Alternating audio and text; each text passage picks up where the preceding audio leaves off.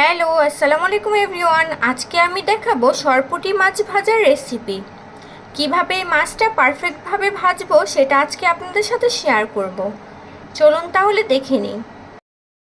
এখানে নিয়েছি 1 চা চামচ হলুদ গুঁড়ো, 1 চা চামচ মরিচ গুঁড়ো, 1 চা চামচ জিরা গুঁড়ো আর নিয়েছি পরিমাণ মতো লবণ। এখন খুব ভালোভাবে মশলার সাথে মাছগুলো মেখে নিব। খুব ভালোভাবে মাছগুলো আমি মেখে নিয়েছি। এখন 10 মিনিটের জন্য রেস্টে রাখবো। ফিরে এলাম 10 মিনিট পর। এখন মাছগুলো গরম তেলে ভেজে নিব। মাছ ভাজার জন্য ফ্রাই প্যানে দিয়েছি পরিমাণ মতো তেল। তেল গরম হয়ে গেছে। এখন একে একে মাছগুলো দিয়ে দিব।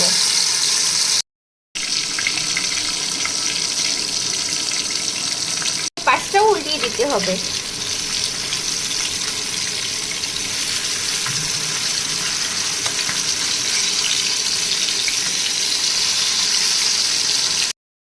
মাছগুলো ভাজা হয়ে গেছে, এখন তুলে নিব। রেডি হয়ে গেল আজকের রেসিপি সরপুঁটি মাছ ভাজা।